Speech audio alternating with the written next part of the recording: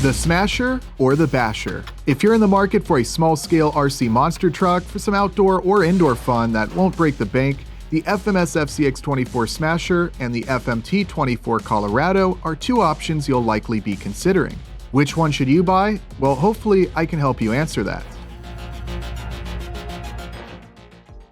Having had the opportunity to drive both of these 124 scale rigs, I wanted to do a quick comparison, highlighting some of the similarities and differences between these two vehicles. While in the world of RC, both of these trucks could be classified as monster trucks, for me, and I'm sure many others, the Smasher with its solid axles, higher stance, and beefier tires is the model most worthy of that classification. Sure, it might not be your first choice for launching at the skate park, but it's definitely the one I choose to crush some cars. Very clearly inspired by the real-life Bigfoot monster truck, with a body very reminiscent of a late 70s Ford. It will be up to you though to make it official, as this truck is not officially licensed. Please note that the decals, custom paint, and engine piece that you see here on my truck are not stock and will have to be added yourself if you want to achieve a similar appearance. For more information on that, check out this prior video listed below in the description. This is exactly how the truck looks right out of the box. Not bad, but a little painted detail will make this truck pop. The Smasher looks great with its plastic hardbody shell and even features functional headlights. The Smasher was released over a year ago to much praise, and it utilizes the popular FMS FCX24 platform shared with a number of other popular crawlers. While very similar to those other FCX24 trail trucks and crawlers, one important distinction is that the Smasher uses open differentials in both the front and rear axles. While open differentials are not ideal for crawling when maximum traction is required, they are better for high-speed cornering and achieving a tighter turning radius. A good choice for a monster truck, but if you wish, you can replace them with lock differentials found stock on FCX24 crawlers. The locked and open differentials are interchangeable. With the FCX24 platform being quite popular and originally released almost 2 years ago now, many hop-up parts are available, both from FMS and aftermarket companies, to take the Smasher or other FCX24-based vehicle to the next level. The FMT24 Colorado is a much more recent release from FMS. This truck aims to be more of a mini basher, with its all-metal gear driveline, oil-filled shocks, and durable four-wheel independent suspension. Its 370 can brushed motor gives this truck plenty of power and a top speed of around 17 miles per hour. An even faster and more powerful brushless variant is anticipated, though not yet released. Sitting on top of that FMT24 chassis is an officially licensed Chevy Colorado body. This lighter and more durable polycarbonate body includes some nice molded plastic accessories and graphics. Whether driving indoors or out, this truck is quick, handles well, and is designed to tackle some jumps.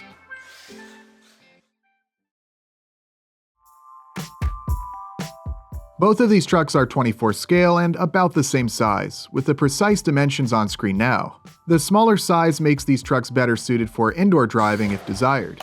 Both trucks are manufactured by FMS and contain a 2-speed transmission. As I've said before, I anticipate most owners will simply leave these trucks in high gear to achieve the maximum performance, but if you're handing one of these to a younger child or are using them in a tight indoor space, the low gear may come in handy.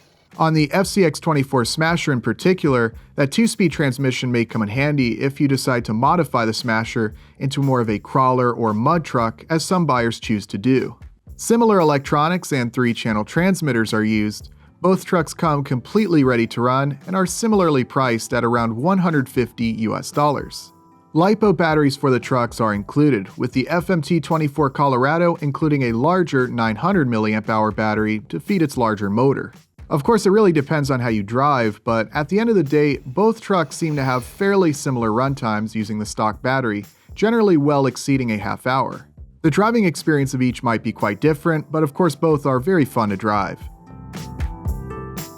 There are a few key differences between these two trucks that I think is worth pointing out. The Smasher, with its hard body sitting high above its solid axles and overall more lifelike appearance, will appeal to hobbyists who want to emphasize scale realism and that old-school monster truck style, while the Colorado is closer to an all-out mini basher with more of an emphasis on performance and durability.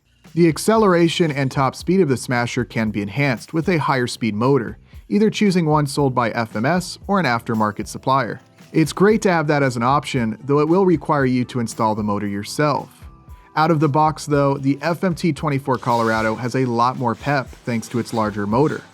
Metal gears and ball bearings are present in certain parts of the Smasher's drivetrain. Going full metal and full ball bearings will require upgrades. From the factory, the Colorado uses all metal gears and ball bearings throughout the driveline. As the Smasher is based on the popular FCX24, which has been on the market for almost a couple years now, aftermarket parts, accessories, and hop-ups are abundant.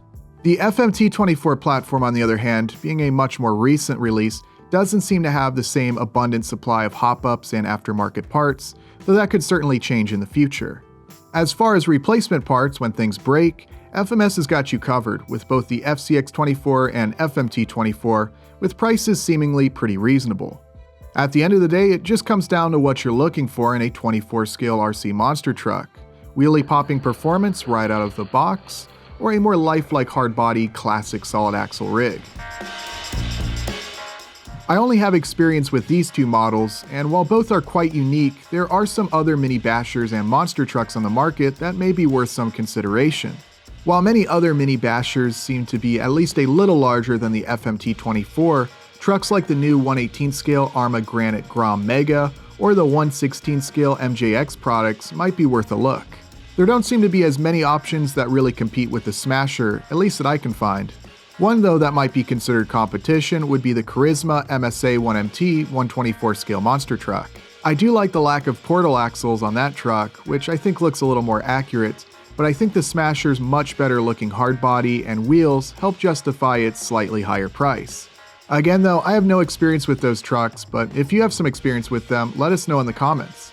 I simply bring those up because if you're in the market for a mini basher or mini monster truck, it might be worth your time to check out some videos made by some fellow YouTubers and get an idea of how those trucks might compare and which one is right for you.